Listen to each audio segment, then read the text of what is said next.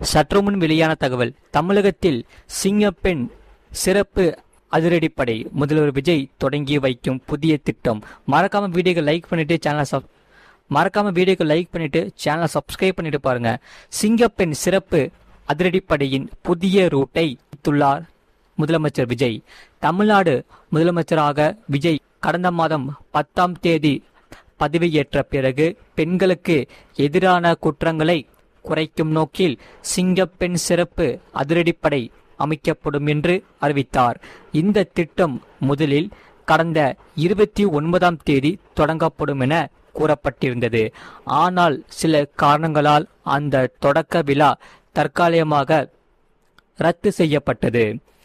நடந்து முடிந்த சட்டமன்ற தேர்தலில் 107 இடங்களை கைப்பற்றி தனி பெரும் கட்சியாக தாவேகா உருவெடுத்தது. இதனைத் தொடர்ந்து கடந்த மே மாதம் 10ஆம் தேதி தமிழ்நாடு முதலமைச்சராக விஜய் பதவியேற்று கொண்டார். அப்போது 3 முக்கிய கோப்புகளில் விஜய் மக்கள் முன்னிலையில் மேடையிலேயே கையெழுத்தினார். பெண்களின் பாதுகாப்பை உறுதிப்படுத்தும் விதமாக சிங்கப்பெண் சிறப்பு அதிரடிப்படை அமைக்க கையெழுத்தினார். திட்டத்தை மீண்டும் தொடங்க முதலமைச்சர் விஜய் திட்டம் போட்டு சிறப்பாக செயல்படுத்தினார்.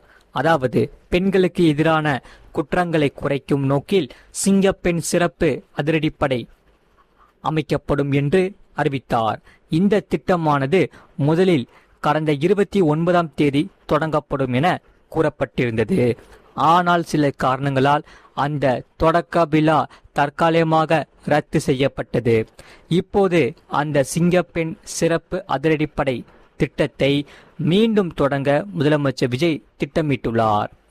அதே சமயம் இதற்கான ஏற்பாடுகள் சென்னை ராஜரத்னம் மைதானத்தில் தீவிரமாக நடைபெற்று வருகிறது.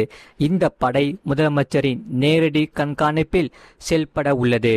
இதன் தலைமை அதிகாரியாக ஐஜி நியமிக்கப்பட்டுள்ளார்.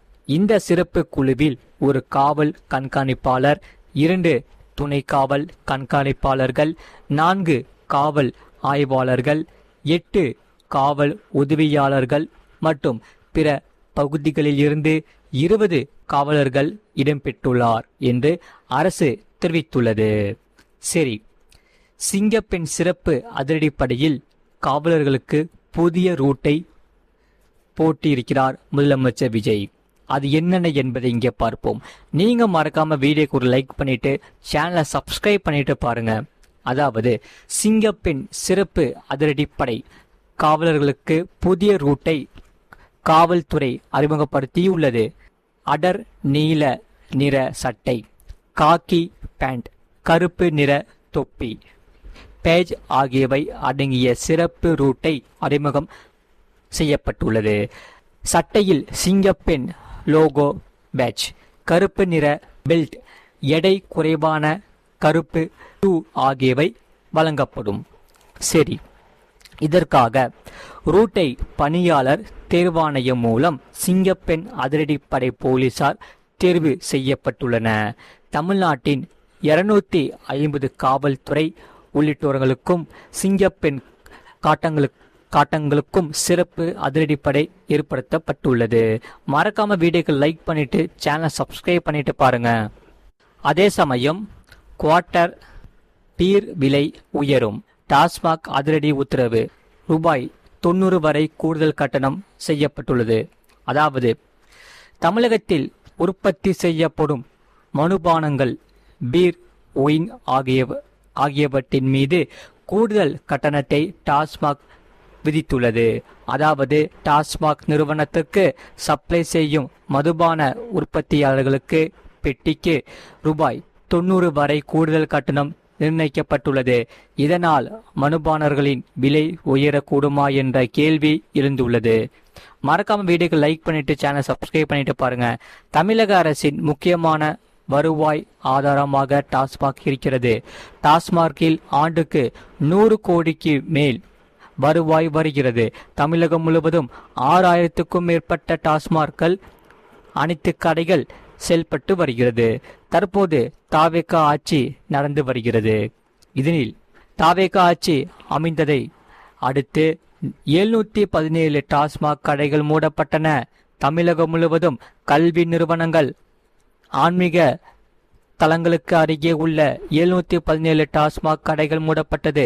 இந்த நிலையில்தான் தற்போது தமிழக அரசு வெளியிட்டுள்ள தமிழகத்தில் உற்பத்தி செய்யப்படும் மதுபானங்கள், பீர், ஒயின் ஆகியவற்றின் மீது கூடுதல் கட்டணத்தை தமிழக அரசு அதிரடியாக விதித்துள்ளது. இந்த கூடுதல் கட்டணமானது 1937ஆம் ஆண்டு தமிழ்நாடு மதுவிலக்கு சட்டத்தின் கீழ் ஜூன் 5ஆம் தேதி இந்த திருத்தங்கள் அறிவிக்கப்பட்டது. அதாவது மாநிலத்தில் தயாரிக்கப்படும் பீர், ஒயின், மதுபானங்கள் ஆகியவற்றின் ஒவ்வொரு நிலையான பெட்டிக்கு கூடுதல் கட்டணம் விதிக்கப்பட்டுள்ளது. இதன் மூலம்தான் ஆண்டுக்கு சுமார் 600 கோடி ரூபாய் வருவாய் கிடைக்கும் என எதிர்பார்க்கப்படுகிறது. தற்போது விதிகளின்படி வெளிநாட்டு மதுபானங்கள் பெட்டிக்கு ரூபாய் 90, பீருக்கு ஒரு பெட்டிக்கு ரூபாய் 40, ஒயின் வகைகளுக்கு ஒரு பெட்டிக்கு ரூபாய் 20 கூடுதல் கட்டணம் வசூலிக்கப்படும். இந்த கட்டணங்களை உற்பத்தி ஆலயங்களில் இருந்து மதுபானங்களை வெளியே எடுப்பதற்கு முன்பு இந்த கட்டணத்தை செலுத்த வேண்டும். சரி, ஒரு IMMFS பெட்டி என்பது 9 எண்ணிக்கைகளுக்கான 1 லிட்டர் பாட்டில்கள், 12 எண்ணிக்கைகளுக்கான 750 லிட்டர் பாட்டில்கள், 24 எண்ணிக்கைகளுக்கான 375 லிட்டர் பாட்டில்கள், 24 எண்ணிக்கையிலான 375 லிட்டர் பாட்டில்கள், 48 எண்ணிக்கையிலான 180 லிட்டர் பாட்டில்கள், 48 எண்ணிக்கையான 180 மில்லி லிட்டர் பாட்டில்கள் கொண்ட பெட்டியாகும். இதன் அடிப்படையில் ஒரு பெட்டிக்கு கூடுதல் கட்டணம் வசூலிக்கப்படும். ஆகையால் மதுபான தயாரிப்பு நிறுவனங்கள் விலையை நிர்ணயிக்கும் போது உற்பத்தி செலவு ஒரு தொகையை கணக்கில் காட்டி வந்தது. ஆனால் இந்த தொகையானது அரசின் கருவூலத்திற்கு வராமல் மதுபான தயாரிப்பு நிறுவனத்திற்கு சென்றது. தற்போது இந்த புதிய விதிமுறையின் கீழ் இந்த தொகை அரசின் கருவூலத்திற்கு நேரடியாக செல்லும் என எதிர்பார்க்கப்படுகிறார்கள். அதே சமயம் இதற்காக மது விற்பனை மூலம் தமிழக அரசு கணிசமான வருமானத்தை பெற்று வருகிறது. 2024 முதல் 2025ஆம் ஆண்டு காலாண்டில் டாஸ்மாக் மூலம் ரூபாய் 48.344 கோடி ரூபாயாய் ஈட்டியது. இதன் மதுபானங்களின் கலால் வரி மூலம் ரூபாய் 11,020 கோடியும், வாட் வரியாக 37,324 கோடியும் தமிழக அரசு வசூலித்தது. மற்றும் 2023-2024 நிதியாண்டில் ரூபாய் 45,856 கோடி வசூலிக்கப்பட்ட நிலையில் கடந்த நிதியாண்டில் 3 மடங்கு வருவாய் உயர்த்தப்பட்டது. இந்த நிலையில் தற்போது மதுபானத்திற்கு கூடுதல் கட்டணம் விதிக்கப்பட்டுள்ளது. மேலும் வருவாயை அதிகரிக்கப்படும். அதே நேரத்தில் இந்த கூடுதல் தொகை சில்லறை விற்பனை கடைகளில் தாக்கத்தை ஏற்படுத்தலாம். மதுபானம் விலையும் உயரலாம் என கூறப்படுகிறார்கள். மறக்காம வீடியோக்கள் லைக் பண்ணிக்கோங்க, சேனலை சப்ஸ்கிரைப் பண்ணிக்கோங்க. இந்த செய்தியை பற்றி நீங்கள் என்ன சொல்கிறீங்கிறத கமெண்ட் செக்ஷனில் மறக்காமல் கமெண்ட் பண்ணுங்கள். அதே சமயம் இந்த செய்தி உங்கள் ஃப்ரெண்ட்ஸ் அண்ட் ஃபேமிலிக்கு தெரியப்பட்டும் கண்டிப்பாக ஷேர் பண்ணிக்கோங்க. அவங்களும் இந்த செய்தியை பார்த்து பயன்பெற்று கொள்ளட்டும். அதே சமயம் உங்களுக்கு வேறு என்னென்ன செய்திகள்லாம் தேவைப்படுதோ அதை நீங்கள் கமெண்ட் செக்ஷனில் மறக்காமல் கமெண்ட் பண்ணுங்கள்.